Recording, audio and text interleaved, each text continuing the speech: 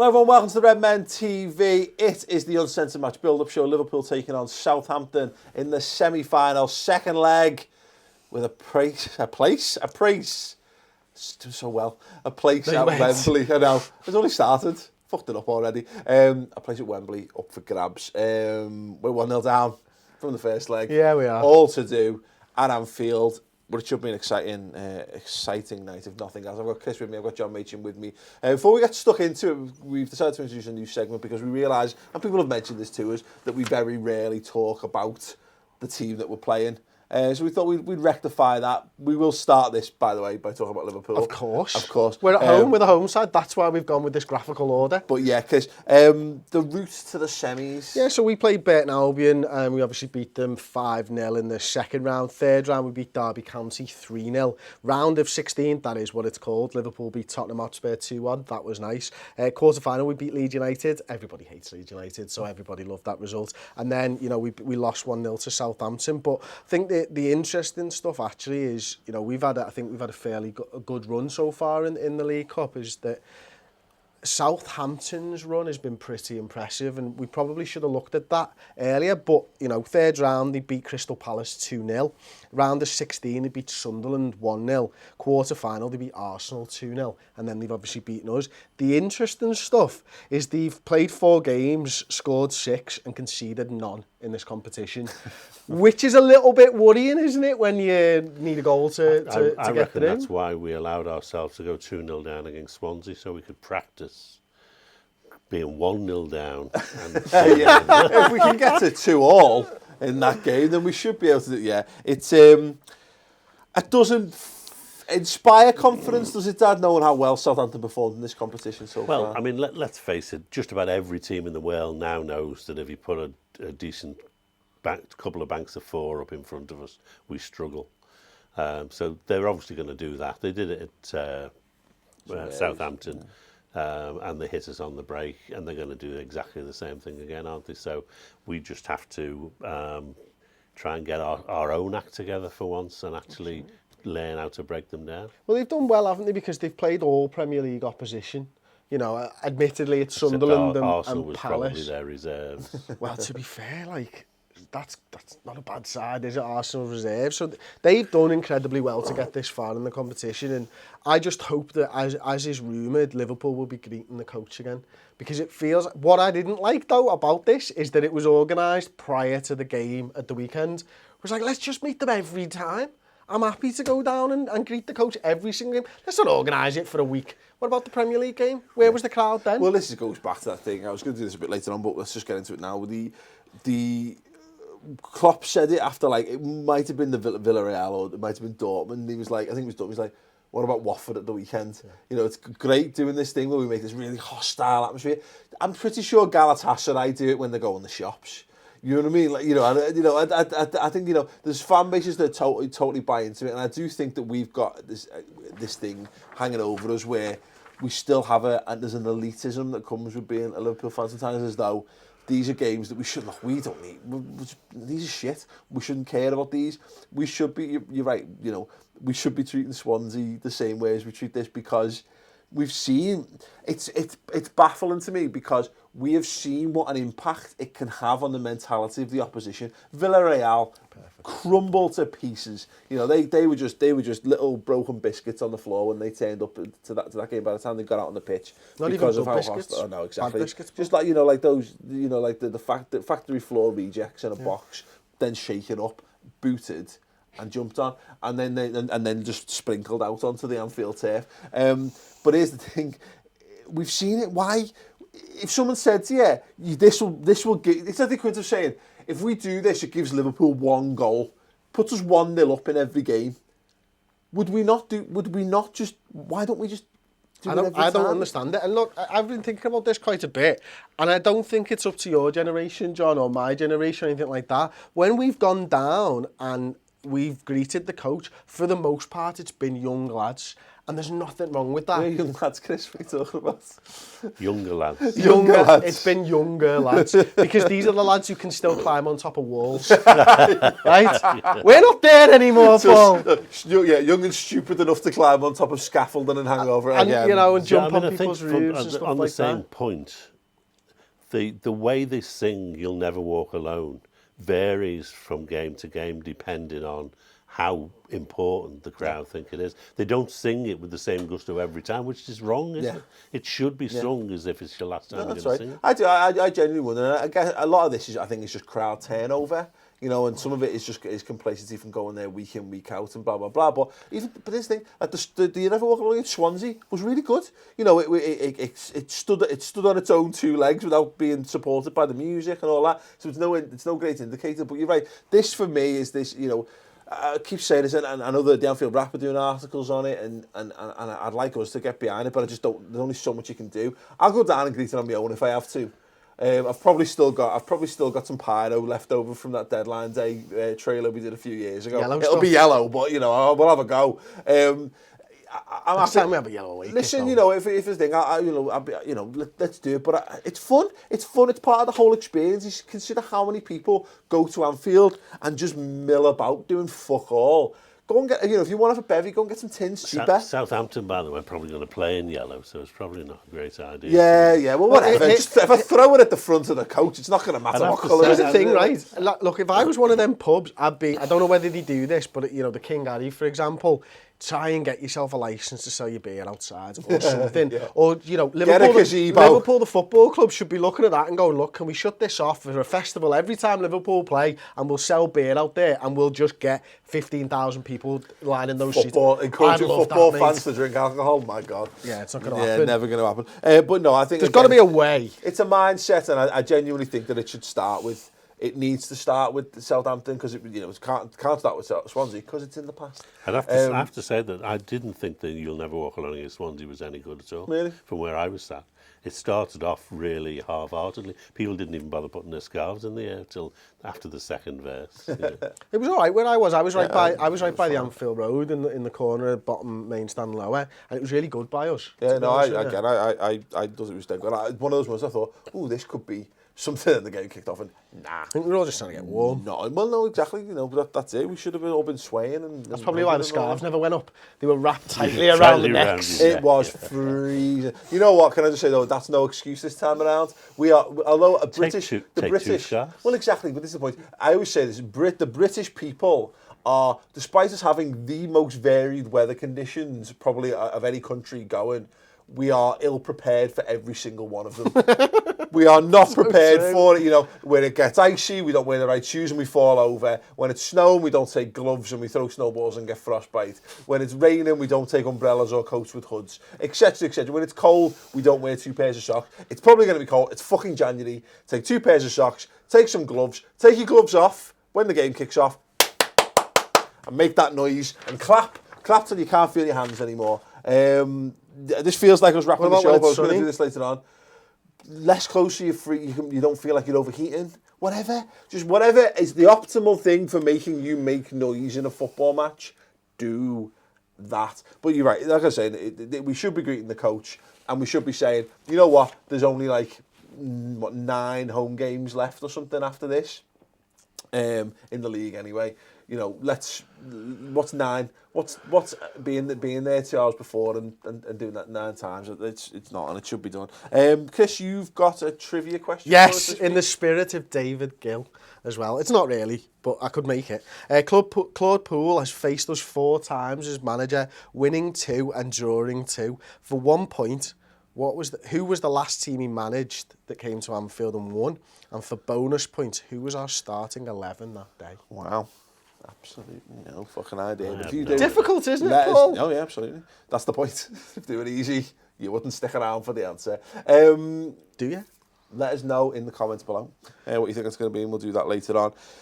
In some respects, that I think this game's it's kind of good that it's come this quickly, because as much as we've been in dismal form so far this January, it's just another opportunity to dust ourselves down and try and pick ourselves back up again. Absolutely. the thought of it having an international break now, would be terrible, wouldn't it? The fact that we've only got to wait 3 days, that's brilliant. Has the because for you, as the weekend result added importance now to this, particularly in the domestic cups in the general sense? It's added more importance to the FA Cup to me, to be perfectly honest with you, because I was kind of like, I could take or leave the FA Cup. I think we were so close to the final, or we are so close to the final of the League Cup, that that's a priority regardless. You want to get a trophy early on in the season. So for me, it's added more importance to the FA Cup. Look, I'm still raw about that result at the weekend, and I think Liverpool fans can be. We did loads on the final word about how to deal with that and stuff. And if you want one good way, watch the final word. If you want another, read any of Paul Tompkins' articles about how to handle losses as a Liverpool fan, because he's been amazing at it and helping me through it and stuff like that. Do you know what I mean? Yeah. But no, look, Southampton's huge. Forget about everything else. We've got to go on Wednesday against Southampton, score a goal, do what no Premier League team has done in the EFL Cup this season against them. Yeah, absolutely. That was the Saturday starting 11. Was that our strongest? Is that our strongest 11 right now? I think there's one obvious player that you can throw in. Matip obviously will come in, I hope. Apart from that, then it was probably our strongest 11, but not necessarily all playing in the right place, Yeah. Strongest, not best. Yeah, it's a strong, probably, possibly even best players, but not best formation. Yeah. I certainly don't want. We're going to need to drive at Southampton, aren't we? We're going to need to put them under pressure all over the pitch, and we're going to have to get into their box because we've got to pull a goal back before anything. And you can't do that by passing the ball backwards and forwards in your own half, warming up the centre-backs. It's just nonsense. So, again, I would get Lallana back in midfield, get Firmino in the middle of the attack.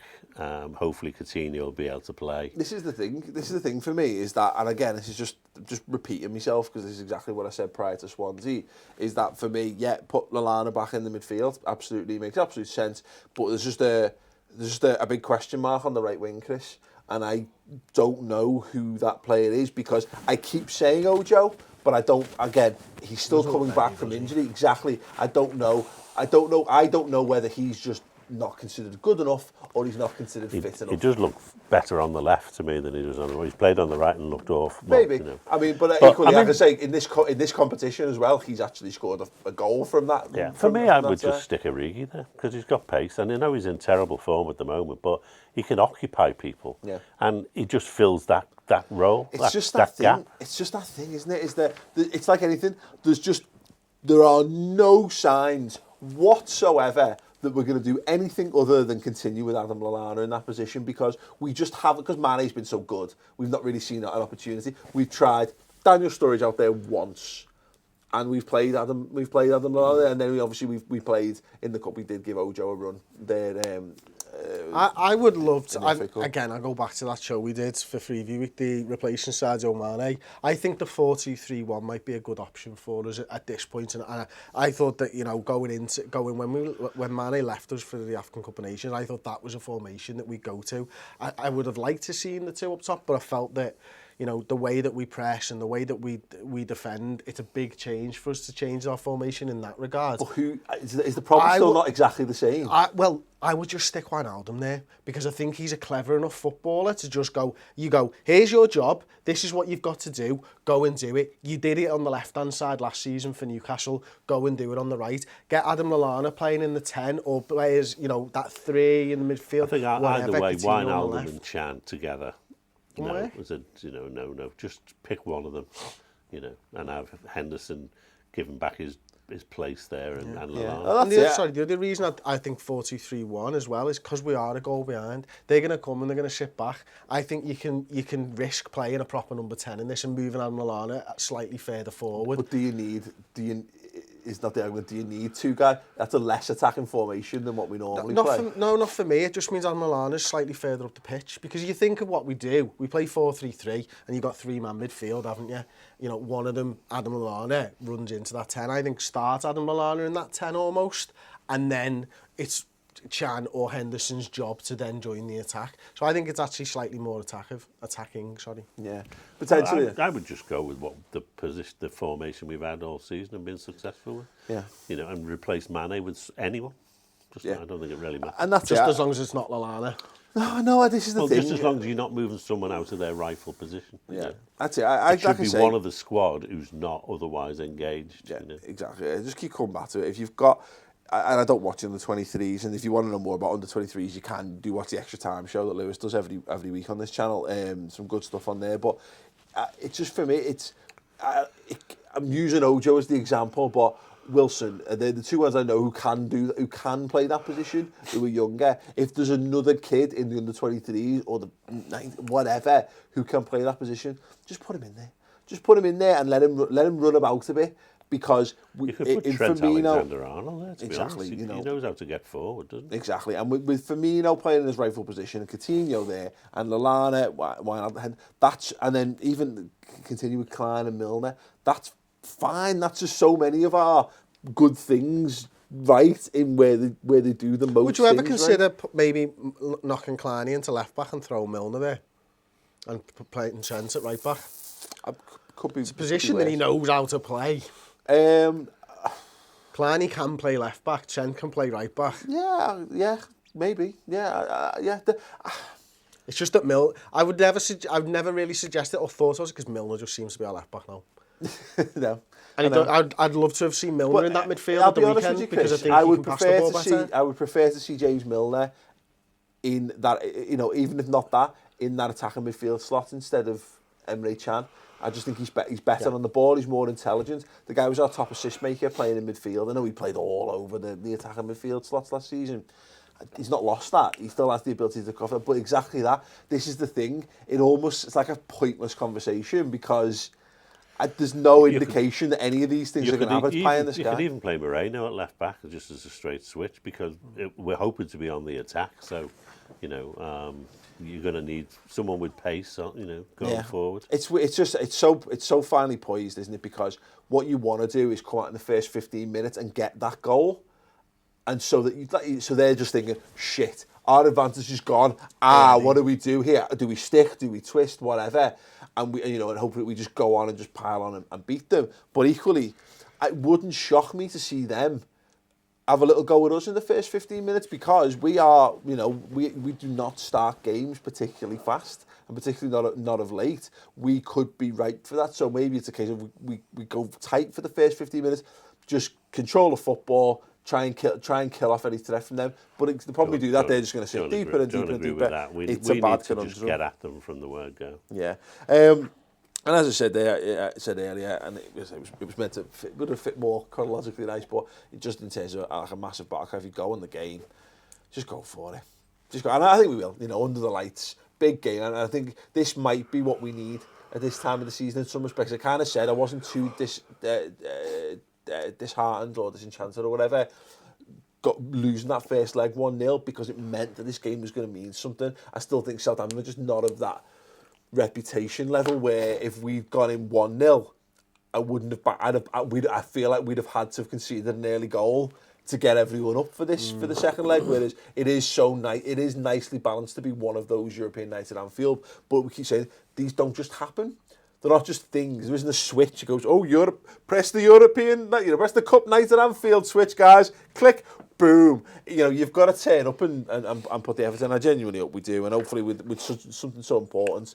I do think with cup ties, you get a lot of people who don't go as often as they'd like. Was good, they get cup tickets and they think, right, I'm going for this. So you generally get a better atmosphere. Yeah, fingers crossed. Key man prediction, Dad, who do you think is going to be key for the Mighty Reds? Bobby Firmino.